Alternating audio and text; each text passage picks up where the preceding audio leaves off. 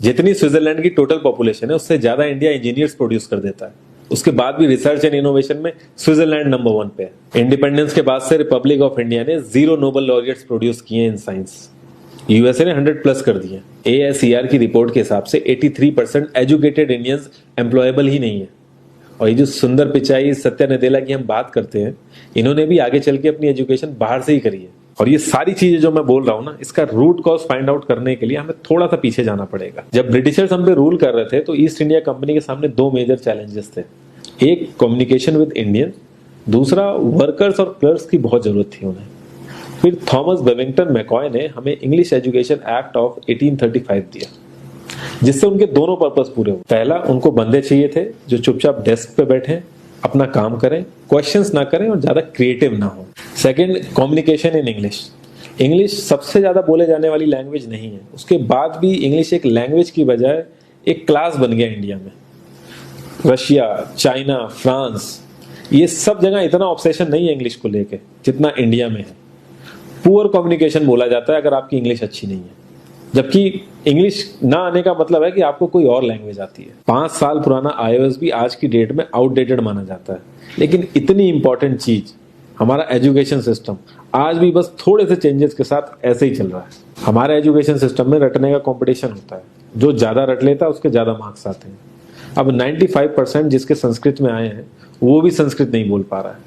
और basic history होने की वजह इतनी मोटी मोटी किताबें हैं हिस्ट्री की, जिसका कोई मतलब नहीं है। अगर आज की डेट में आपको कुछ भी पता करना, आप गूगल से पता कर लोगे। उसके लिए आपको याद करने की जरूरत नहीं है इतना कुछ। और ये गवर्नमेंट स्कूल में हर क्लास में इंग्लिश का सब्जेक्ट है। 12-12 साल लगाने के बाद भी लोग इंग्लिश नहीं बोल पा रहे हैं। और बिना किसी बुक को पढ़े एक 5 साल का बच्चा सीख लेता है, क्योंकि उसको वैसा एनवायरमेंट मिल जाता है। A+B का whole square is equal to A² + B² + 2AB। इसका रियल लाइफ में क्या यूज है किसी को नहीं पता, न प्रिंसिपल, न टीचर, न बच्चे, बस पढ़ाए चले जा रहे हैं। हो सकता है इसका कुछ मतलब हो, लेकिन आप ट्राई करके देख लेना, किसी को नहीं पता। हाँ, 2AB की जगह अगर आपने 3AB बोल दिया तो 4 लोग हंसने वाले मिल जाएंगे आपके ऊपर। किंडरगार्टन में जो बच्चों को सिखाने के लिए टेक्निक यूज होती है वो लाख गुना अच्छी है कॉलेज की वो रटने वाली टेक्निक से। और जिन बच्चों के बहुत ज्यादा नंबर आते हैं ना, जो वो छुपा छुपा के एग्जाम में लिखते हैं, आप देखोगे जब वो रियल लाइफ में जाते हैं ना तो ज्यादातर क्रम्बल करते हैं वो। हर किसी को सेम सिलेबस और सेम चीज सिखाई जाती है बिना उसकी कैपेबिलिटी देखे। और क्रिएटिविटी का तो दूर दूर तक मतलब नहीं होता। अब एक लाइन से आप शेर, मछली, सांप, हाथी सबको लाइन से खड़ा कर दो और उनसे कहो पेड़ पे चढ़ो, उनको तो जिंदगी भर यही लगेगा ना कि वो तो किसी काबिल ही नहीं है। और द्रोणाचार्य ने भी पांडवों को उनकी स्किल सेट के हिसाब से उनको चीजें सिखाई, सबको एक ही चीज नहीं सिखा दी। और हमारे एजुकेशन सिस्टम में ज्यादा ऑप्शंस भी नहीं है। सबसे ऊपर साइंस, फिर कॉमर्स, और सबसे नीचे जाके कहीं नंबर आता है आर्ट्स का। आर्ट्स लेने वाले को तो लोग इतना हल्के में लेते हैं जैसे वो किसी काम का ही नहीं है। हर माँ बाप को तो इंजीनियर या डॉक्टर ही बनाना है। कॉलेज वाले अगर एक्स्ट्रा कोर्स रख भी देते हैं तो माँ बाप एंट्री नहीं कराएंगे, तो वो सारा पैसा बर्बाद होगा कॉलेज का। तो ऑप्शंस कहाँ से आएंगे? और बचपन से ही आपकी ट्रेनिंग स्टार्ट हो जाती है। माँ बाप, भाई बहन, रिलेटिव सब ये समझाते हैं अगर आपके मार्क्स नहीं आए और जॉब नहीं लगी तो आपकी जिंदगी बेकार। और लाइफ की क्रिएटिविटी को आप रखते हो साइड में, और ये अच्छे मार्क्स और अच्छी जॉब पाना आपका सपना बन जाता है। अब ये सपना पूरा हो जाता है तो बहुत बढ़िया है, दूसरे को जेलस फील कराओगे, नीचा फील कराओगे। और इस छोटी सी उम्र में अगर सपना टूट जाता है तो सेल्फ डाउट में आ जाओगे। इतना बाहर वाले आपको नीचा नहीं समझेंगे जितना आप खुद की नजरों में गिर जाओगे। आप किसी भी 4-5 सक्सेसफुल आदमियों के बारे में सोच के देखिए जिन्हें आप बहुत सक्सेसफुल मानते हो या जिनकी तरह लाइफ आप जीना चाहते हो। मैं ये कह सकता हूं कि वो इस एजुकेशन सिस्टम की वजह से तो सक्सेसफुल नहीं होंगे, चाहे वो जो भी हो।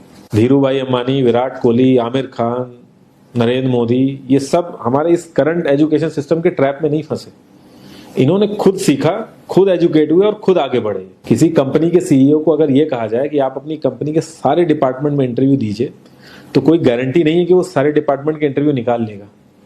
और ये भी हो सकता है कि वो आधे से ज्यादा डिपार्टमेंट के लिए क्वालिफाई ना करे एजुकेशन वाइज, लेकिन वो पूरी कंपनी चला सकता है। तो ये जो एक स्किल है, इसके बारे में बात क्यों नहीं होती? लोग अपनी 25% से ज्यादा जिंदगी इस करंट एजुकेशन सिस्टम में लगा देते हैं ताकि अपने से कम पढ़े लिखे आदमी की कंपनी में जाके उसके सपने पूरे कर सकें। इंडिया का जो करंट एजुकेशन सिस्टम है, अगर वो इतना ही अच्छा है तो जो भी सेलिब्रिटीज हैं, पॉलिटिशियंस हैं, वो अपने बच्चों को बाहर क्यों भेज रहे हैं पढ़ने के लिए? इनफैक्ट पॉलिटिशियंस के साथ तो ऐसा करना चाहिए, जिस एरिया से वो जीते हो उसी एरिया के गवर्नमेंट कॉलेज में उनके बच्चों को पढ़ना कंपलसरी हो जाए, तभी वहां के गवर्नमेंट कॉलेज सुधर सकते हैं। 368 प्यून की जॉब के लिए 1.5 लाख ग्रेजुएट और 24,968 पोस्ट ग्रेजुएट ने अप्लाई किया।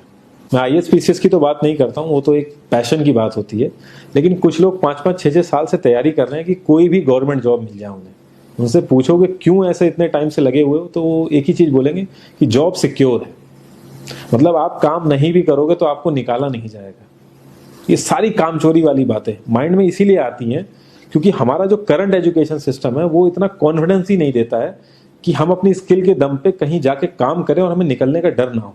मैं आने वाले 10 साल की तो बात ही नहीं कर रहा हूँ, अगर मैं आने वाले 5 साल की भी बात करूँ तो टेक्नोलॉजीज में इतना ज़्यादा चेंजेस आ जाएगा कि जो आज हम पढ़ रहे हैं, जिस स्किल पे हम फोकस कर रहे हैं, पता नहीं वो रेलेवेंट भी होगी कि नहीं उस समय। Cloud computing, SEO, digital marketing, ये सब जॉब्स पहले एग्जिस्ट ही नहीं करती थी। हम लोगों को एजाइल होना पड़ेगा, नई नई चीज़ों को सीखने के लिए ओपन रहना पड़ेगा, क्रिएटिव माइंड लगाना पड़ेगा।